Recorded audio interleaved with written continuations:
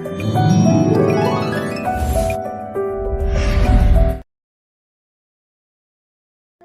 जंगल में टुनटुनी चिड़िया अपनी गरीब माँ मुनमुन चिड़िया के साथ रहा करती थी।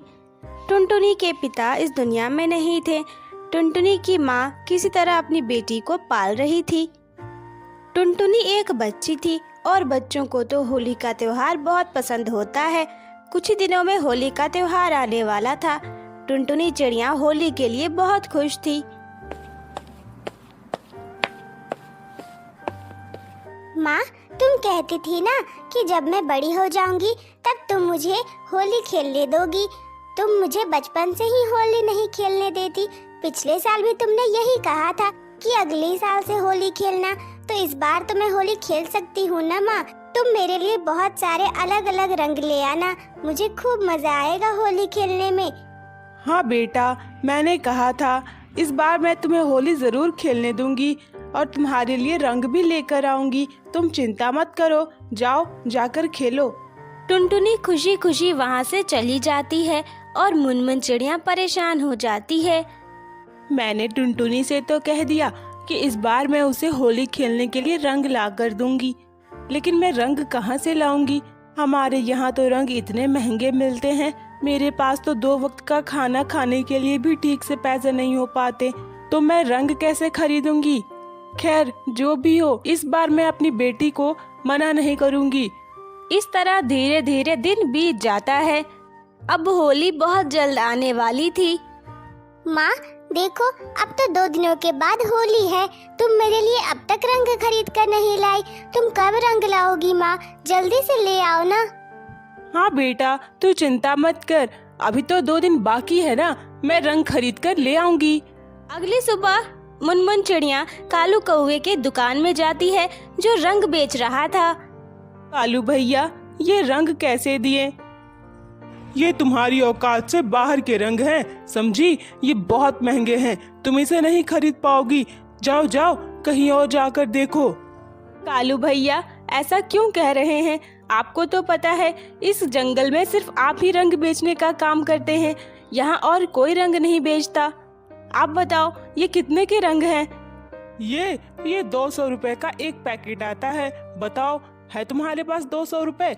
मुझे तो लगता है तुम्हारे पास 5 रुपए भी नहीं होंगे, वरना मैं तुम्हें एक चुटकी रंग तो दे ही सकता था।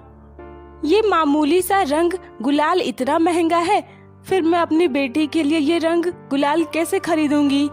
क्या हुआ मुनमुन, नहीं खरीद पाई ना? मैंने तो पहले ही कहा था, ये सारे रंग और गुलाल तुम्हारी औकात से बाहर हैं।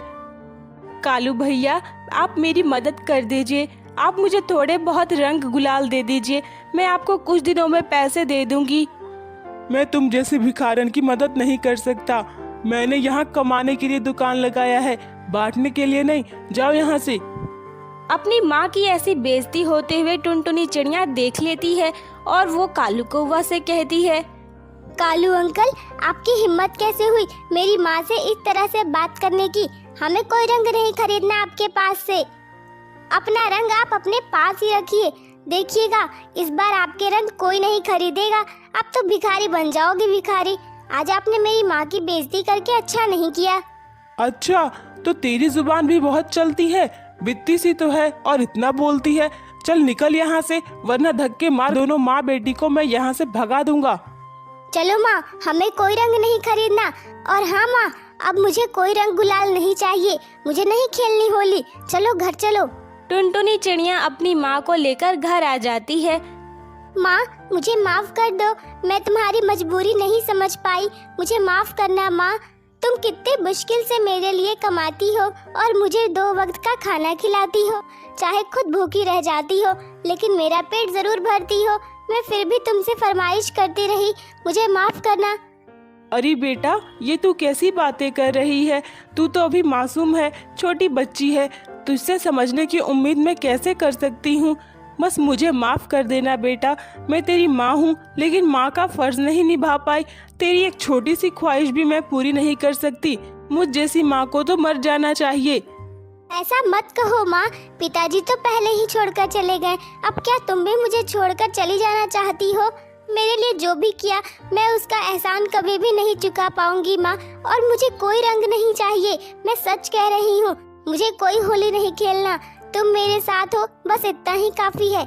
शाम को जब मुनमुन चिड़िया खाना बना रही थी तो उसके दिमाग में बस एक ही बात चल रहा था। आखिर मैं क्या करूं?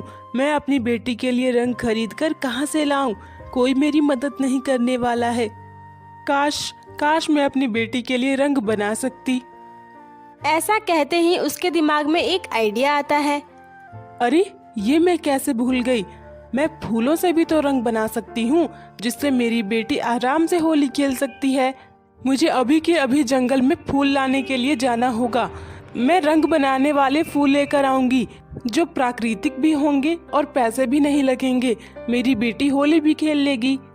टुनटुनी, बेटा टुनटुनी, जरा यहाँ तो आ। हाँ माँ, क्या हुआ, तुमने मुझे बुलाया? हाँ बेटा, तू जरा यहाँ पे बैठकर सब्जी देख, वरना जल जाएगी। मैं बस अभी जंगल से आ रही हूँ। लेकिन माँ अब तो शाम हो रही है, तुम अभी जंगल क्यों जा रही हो? तुम्हें जंगल से आते हुए तो रात हो जाएगा। जंगल बहुत खतरनाक होता है, तुम ही तो कहती हो। अरे नहीं बेटा, मैं बस यहीं पास में जाऊंगी, मुझे ज्यादा दूर नहीं जाना। मैं बस अभी आती हूँ, तू यहीं रुक। इसके बाद मुनमुन चिड़िया जंगल चली जाती है। जंगल से वो पलाश के फूल बहुत सारे तोड़ लेती है। इन्हीं फूलों की तो मुझे तलाश थी। अब मैं इनसे बहुत अच्छे रंग बनाऊंगी, जिससे मेरी बेटी होली खेलेगी। मुनमुन चिड़िया उन फूलों को घर ले आती है और उनके रंग बनाने की विधि शुरू करती है। वो रात भर मेहनत करती है और अगले दिन उसका रंग बनके तैयार हो जाता है। टुनटुनी बेटा, यहाँ आना। अरे माँ, इतने सारे रंग, ये रंग कहाँ से आए? बेटा, कल मैं जंगल यही रंग बनाने वाले फूलों को लेने के लिए गई थी। इन फूलों से ही मैंने ये रंग बनाया है। अब तू होली खेल सकती है बेटा। और खुशी की बात तो ये है कि इसमें हमारा कोई पैसा भी नहीं लगा है और ना ही इससे तुझे कोई नुकसान होगा। ये बिल्कुल प्राकृतिक है। माँ, तुम कितनी अच्छी हो माँ, तुमने मेरे लिए क्या कुछ नहीं किया। आखिरकार तुमने मेरे लिए रंग बना ही दिया। जीवन में पहली बार मैं होली खेलने वाली हूँ माँ। टुनटुनी और मुनमुन बहुत खुश थे। अगले दिन होली का त्योहार था।